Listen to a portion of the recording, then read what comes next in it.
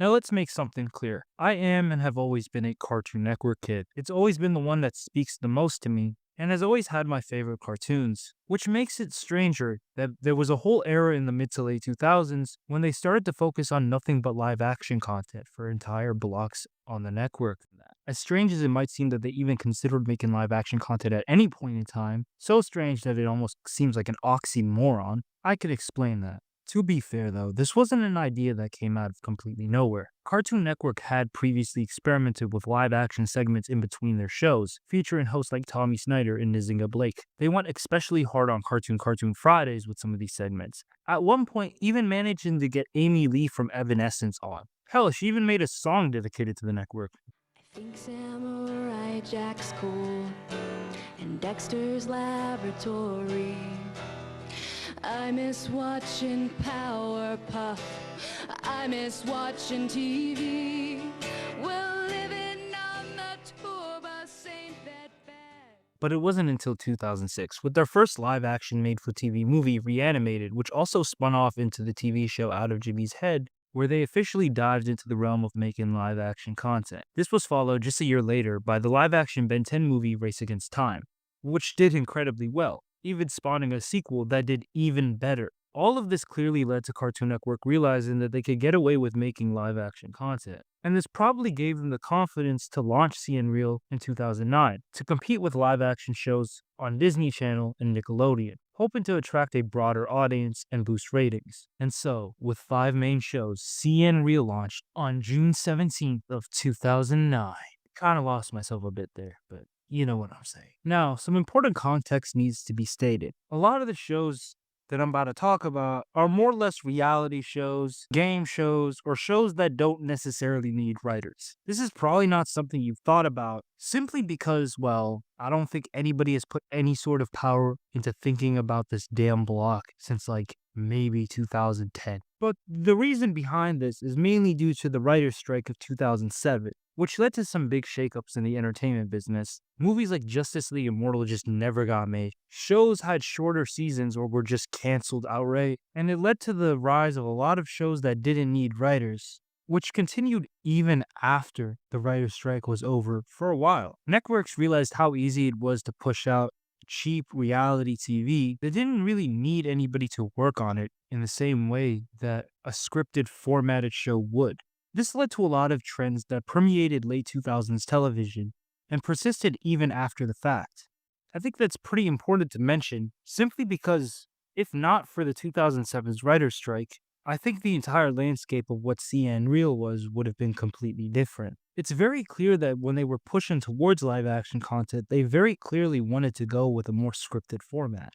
I think their first forays into the live action format make it very clear that they were definitely going for that, especially with things like Out of Jimmy's Head, which was a show that, well, needed writers. I also think that the lack of writers affected CN Real in other ways. Like now it was up to a bunch of 50 and 60-year-old men and women who knew nothing about actually making entertainment and only about business decisions to figure out what the hell a bunch of kids liked and how they could best appeal to young boys. I think that's why you see the emphasis on all these adjectives like dude and destroy. It just reeks of desperation, like somebody's grandfather trying to figure out what the kids are into these days and having absolutely no idea. I think that will become even more evident once you start to see some of these shows. Starting next Wednesday at 8 on CN Real. Okay, so we need to talk about one of the weirdest things that Cartoon Network ever aired. Bobb'e Says. You sitting? Oh no, homeboy. What's up? I'm Bobb'e J. I don't know who Bobb'e is. Why did they think that we cared? Who is this kid? Also, I don't know what it is about him, but it just pisses me off. Maybe it's the fact that he's a 8 or 9-year-old boy who seems to have the personality of like a random 40-year-old man who's way too fucked up on energy drinks or something. Like he got a wife and kids he ain't even taking care of. I mean, what made Cartoon Network think that we wanted to see some random black kid just doing nothing? I mean, in the intro, he says that the entire show is just him trying to not look like a fool. I can't find almost anything about this show, except for like the Tony Hawk episode, which is the only episode that exists I don't even know what the show is. So, from what I can tell, it's America's Funniest Home Videos, but hosted by Bobby J. Who the hell is Bobby J? At first, I thought he was like the son of some famous rapper or something, but I can't find any information on him. I mean, maybe I could if I did some research, but I don't know, man. He ain't related to Bobby Shmurda, I know that. Yeah, so he meets Tony Hawk. And I guess that he does just talk around him because that's all Bobby does. Bobby says, who cares what Bobby says? But Bobby says, I guess, listen, I know somebody's going to take this out of context. I'm totally against the idea of hating on kid actors, but one, this doesn't qualify as acting because it's a reality show. And two, this guy's older than me by quite a bit, so not a kid. Again, one of the main issues with this block and trying to do research for it is just how much lost media is associated with it. Nobody wanted to preserve these shows. And in fact, from what I understand, that one episode that is actually found of this show, that being the Tony Hawk episode, was found in like 2024 or something. It was just like randomly uploaded. So when it comes to my opinions on the show, I really don't have that much to go off of. And that's not even really my fault. The majority of these shows I actually had to watch for this video. And maybe it's a blessing in disguise that I basically didn't have to watch really much of this show because I don't really have a choice. Brain Rush. Okay, so this show has a pretty interesting premise, just one that doesn't belong on Cartoon Network. So basically, you put kids on a roller coaster and then you ask them questions like, what's the capital of France? Or some other weird question. Basically, it's just trivia, but you're on a roller coaster. A bunch of the kids just straight up froze or couldn't do anything. Listen, dude, if you asked me what my name was on a roller coaster, I wouldn't even be able to answer that. And yet these kids are expected to answer all these other questions that are like, all these questions that take like actual brain power or something like that. I mean, I guess that's why the show is called Brain Rush. I mean, that is the entire point of the show. I don't know. I don't get the draw. The show seems like it would work a lot better if it was with frat bros and college kids. Or hell, even old people. Not like the whole show about them, but them just being in the show. I don't know. Kids naturally just aren't that charismatic, especially when they're trying to be. Yeah, I get that they can be all cute and adorable, but who the hell is tuning into Cartoon Network to see that? I'm not a grandma. If I'm around the age of these kids, I don't want to see them. One, I'll probably just be more jealous than anything that I'm not the one on the roller coaster. And two, I just really won't care about what they have to say. I mean, I would be going to school with people that are this age. This was one of their most heavily marketed shows, and it only lasted for like a month, which I think was somewhat understandable. They probably realized really quickly that they had gotten all the mileage they could probably realistically get from this. For what it's worth, it's a show, so, you know. I just want to see stuff explode. Okay, so I always get this show mixed up with the other one, Destroy, Build, Destroy. Maybe that's just because they somewhat have similar premises. Yes, they are different on some level, but again, it just has that feeling of old guys in a writer's room trying to figure out what the hell kids like. Maybe they felt weird about hearing the word dude get used so much because they weren't used to it. See it as they were probably born in the 1920s.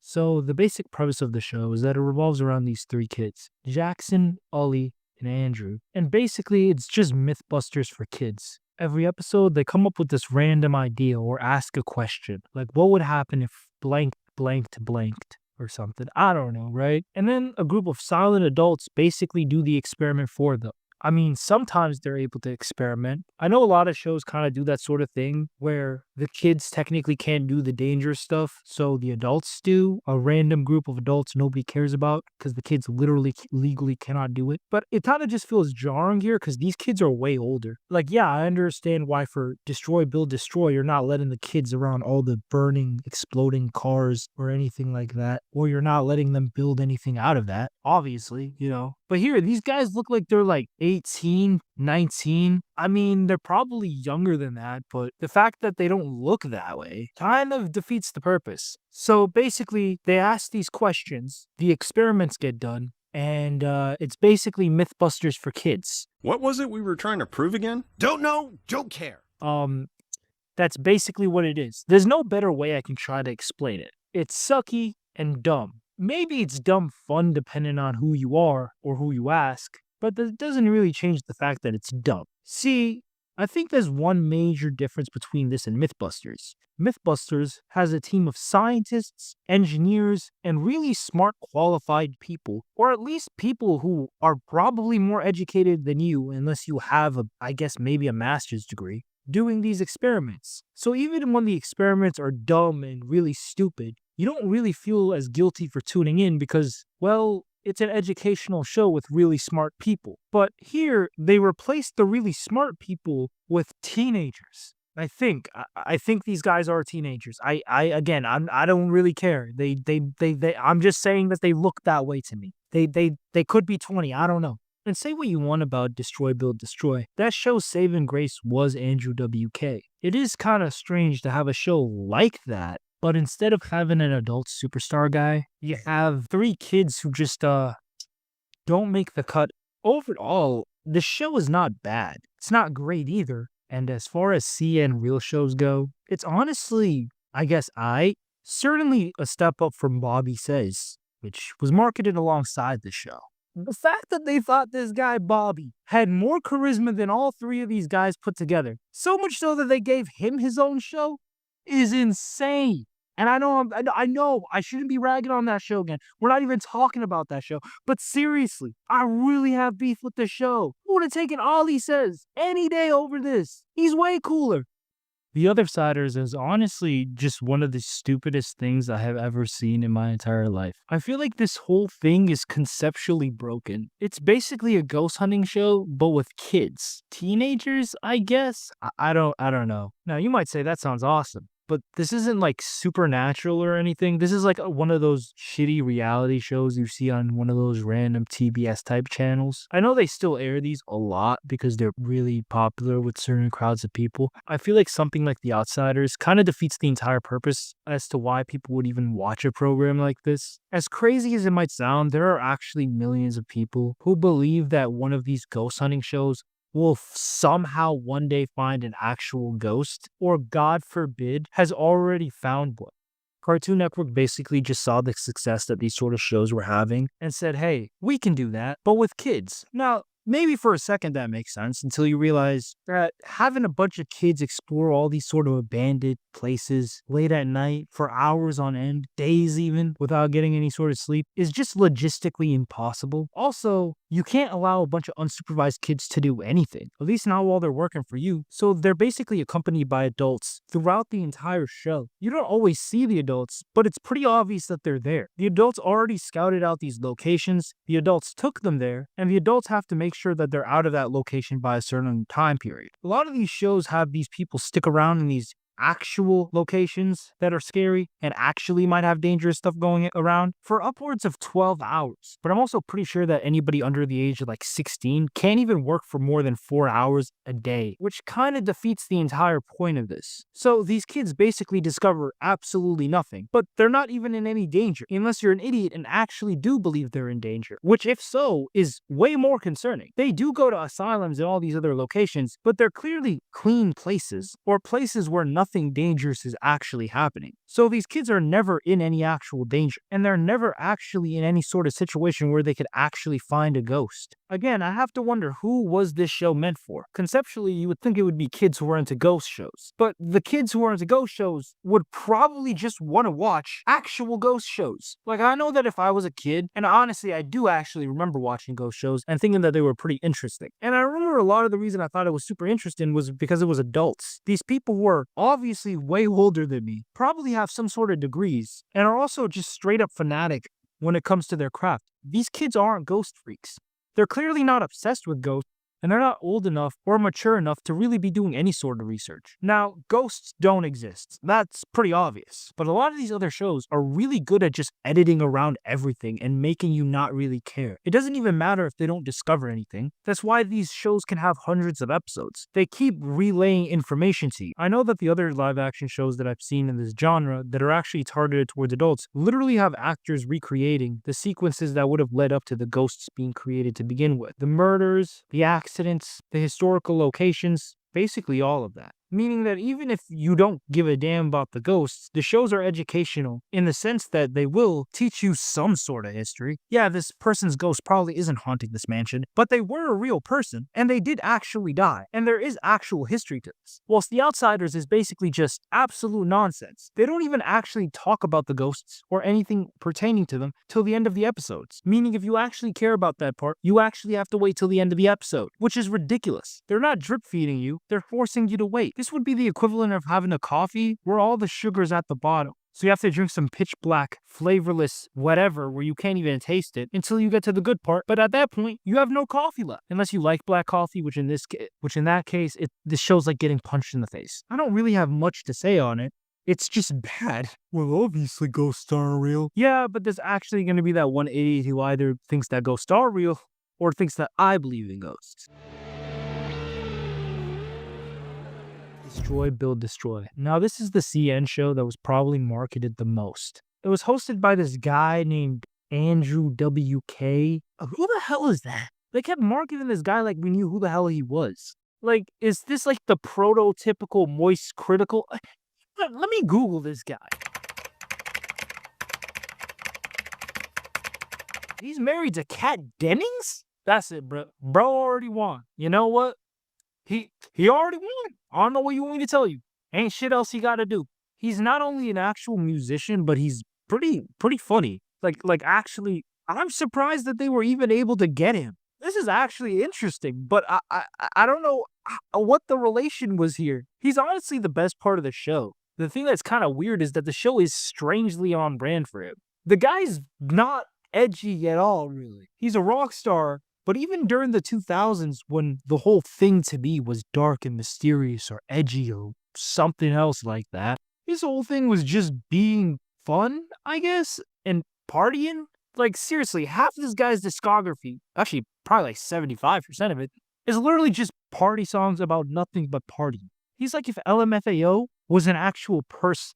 Andrew WK Glaze aside, the show's premise is, I don't know how to describe it, not because it's complex, but because it's so simple. But here, I'll try my best. So the overall premise is kids decide on something, adults blow up whatever the hell it is that they wanted to destroy. Then the kids decide what they want built out of the destroyed heaping parts of whatever the hell was destroyed. The adults then build it. Both groups of kids' things are basically put in competition with each other, and the loser's thing is destroyed. And the winners get, I think, like $3,000 or something. I don't know. Pretty simple. I definitely see why they marketed this show the most. Even though I can tell that the sort of people who were greenlighting these shows probably had no idea what the hell kids wanted to see, I have to admit that the action of destroying, building, and destroying is a quite universal concept that has probably been a thing since caveman times. Even with that, though, the show feels super out of place on Cartoon Network. I mean, they had this guy, Andrew WK, singing a damn song about how you need to give live-action shows a chance. That you can just feel. You can just feel the hand up his ass. I don't blame him, though. For a paycheck, I'd be singing too. But you just know that those executives, bruh, realized really quick that this probably wasn't going to work and that this whole CN Real experiment probably wasn't going to last that long. I think the second you start begging kids to watch your programming, you've kind of already messed up.